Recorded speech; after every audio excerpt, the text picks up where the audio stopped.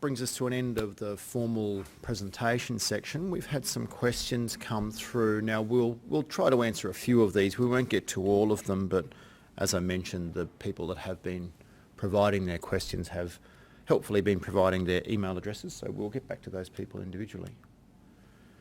Before we get to the questions as well, there's our contact details there, particularly if you wanted to subscribe to the CCC to get notifications from us. They should be available on that slide. I might just hand over to Marie. She's got a couple of questions. She was the most popular speaker today, so she's got the most questions to answer. So here's Marie. Okay, so we've got a few questions. We will get back to some people individually as well. One of the questions was in relation to legal firms being engaged, what our view is on that. Basically, we have no objection to legal firms being engaged, as long as they have experience and expertise. So we certainly don't show bias in either workplace investigation companies or legal firms being engaged. I do find workplace investigation companies often very good because that is their main role. We had a question in terms of using an investigator, be that internal or external, who has dealt in their role with prior matters about the same subject officer or complainant, whether that should be done. So as long as there's no suggestions of a conflict of interest, that generally shouldn't be a problem. The issue is objectivity. If objectivity can be maintained, then that's not a problem.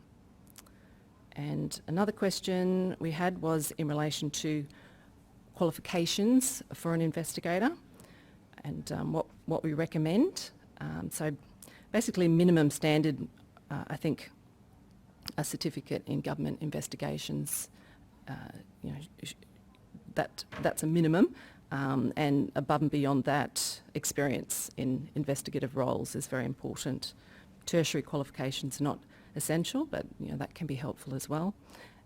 And as I said during my presentation, if it's something where a specialist investigator is needed, then that's when you would engage a specialist in that particular field, be that IT or auditing or something of that nature. So that's the three questions I had. I think you had some as well, Jeff.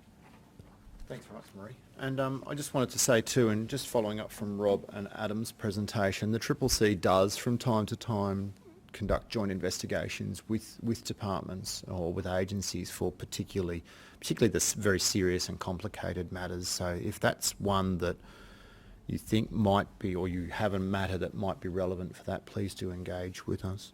The question that I had posed, or one of the questions that was posed was, what is the CCC's view of providing an assessment of a witness or a subject officer's credibility in an investigation report, and is that not speculation? What we'd say is, as long as the investigation report, and often the investigation report does, or an investigation providing information and advice to a decision maker is required to make judgments about who's more believable, I don't think that's a problem as long as it's clearly stated as such and that it's the opinion of the investigator. And as I said earlier, where's the evidence for that? What's the evidence basis upon which that conclusion is reached? There'll often be cases, you can easily imagine cases where it comes down to a he said, she said, where there is a direct contest. There's no other independent witnesses to a particular event, for example. There's one person's version over another's. That will often be the case, I think, as long as the investigation report is clear about that and clearly states that. So there's a number of other questions there, but we will respond to those individually. So thank you for those people who have posed questions. Thanks everyone for joining us today. This is, and particularly to all those speakers. If we were all together in the one room, now would be the time that I'd invite you to clap, but obviously that's a bit awkward today.